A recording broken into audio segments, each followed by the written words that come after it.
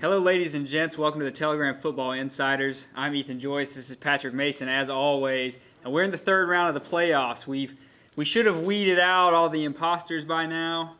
We've got some real good football matchups coming up this week. And we're going to get right into it. North Edgecombe is going to be at Plymouth. And Plymouth is the number one seed in that side of the bracket.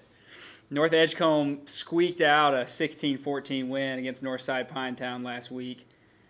It's going to be a lot tougher this week for them. Patrick, what do you think they have to improve on to try to win this third round game? They're going to have to really control the clock and just limit some possessions.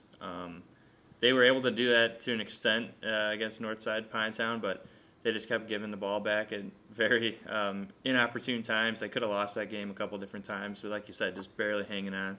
So they're going to have to get that running game going and just really eat some time off the clock and just really score when you have the ball, and there's no room for error. Plymouth lost their first three games of the season. It was all to playoff teams. And two of those teams are actually still alive playing each other in one of the other brackets. North Edgecombe, if they win this game, they host the regional final no matter what because they hold the tiebreaker over the other number 2 seed on the other portion of the bracket. And I think Northampton County is a 5 seed. So either way, if North Edgecombe makes it through this, they host a regional final, which would be fun times in Edgecombe County. Staying in that county, Tarboro is traveling to East Carteret, and this is a matchup of just two ridiculous defenses. Tarboro's got 7 shutouts. I don't think anyone scored on East Carteret since the last week of September. That's just a crazy stat. Yeah, so it's just going to be some ridiculous defense.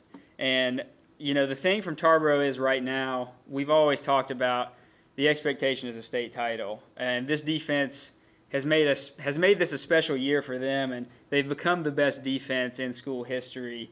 And they really want to see that go through. I don't know if I've mentioned this to you, but this senior class has never made it to a state title game before, and Tarboro is coming off of a 5 straight title appearance ending in 2012. So these kids, it's very close in their history, but they've just never been there. Wow. So they have plenty of motivation to try to win this game. And whoever wins this is probably going to set up a matchup with Wallace Rose Hill. Gosh, that was painful. Let's just move to Rocky Mount because that was a bad way to do that one. Rocky Mount's going to Southern Guilford, and Rocky Mount seems to really be striding right now. Their defense was looking strong, getting a lot of good penetration in the backfield, and their offense was just running up the gut and looking good. How are they feeling at practice this week heading over to Greensboro? I guess you mentioned being able to run that ball up the gut.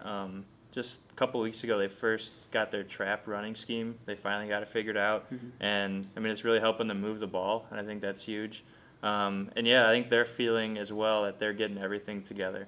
Everything's kind of clicking for them. They're starting to play some decent football, and they're not committing as silly turnovers. And I think that game against Southern Nash really kind of gave them some confidence, saying, "All right, we got it together. We avoided some shots, and now we can really build off this." And I think they're riding that right now.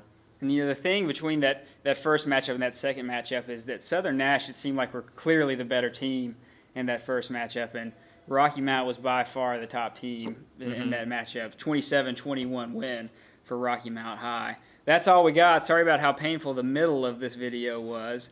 But check back in with us next week because we're both going to be traveling around 2 hours. He's going to go cover Rocky Mount. I'm going to be covering Tarboro. So we won't have a post-game recap. But come back next week. We'll hopefully have some teams still alive. He's Patrick. I'm Ethan. We'll see you then.